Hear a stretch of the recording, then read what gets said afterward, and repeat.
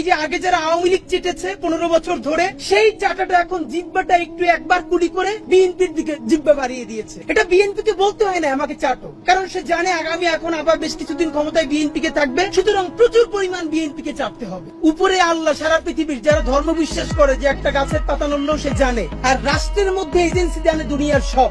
এইখানে ভয়াবহ হত্যাকাণ্ড ঘটলো, নিপুণ ভাবে তার ভিডিও করা হলো, তাহলে এই যে এজেন্সি কিছু জানে না? আরো ভয়াবহ ব্যাপার হলো, মিডিয়ায় খেয়াল করেন কিভাবে ব্ল্যাক আউট হয়ে যায় সবকিছু। এইরকম জঘন্যতম ভয়াবহ হত্যাকাণ্ড মূলধারার মিডিয়ায় আসেই নাই। মিডিয়ার কাজ হলো তার কর্পোরেট হাউসের স্বার্থে ডিলিং তৈরি করা। আমি 3 থেকে 4টা মিডিয়া হাউসের ভাইদের সাথে ইনফরমালি কথা বলে বোঝার চেষ্টা করছি যে ভাই সত্য করে বলেন, আপনারা কি এটা জানতেন না?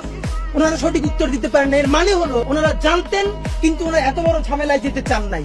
ঢাকার মধ্যে প্রকাশ্য দিবালোকে পাথর মেরে মানুষকে হত্যা করা যায় এবং মিডিয়া দিয়ে সেটা ধামাচাপা দেওয়া যায়, তাহলে নির্বাচনের সময় সারা বাংলাদেশে হাজার হাজার কেন্দ্রে কত পাথর মারা হবে, কত গুলি করা হবে, তখন যে মিডিয়া কি করবে তা আমাদের বুঝ হয়ে গেছে।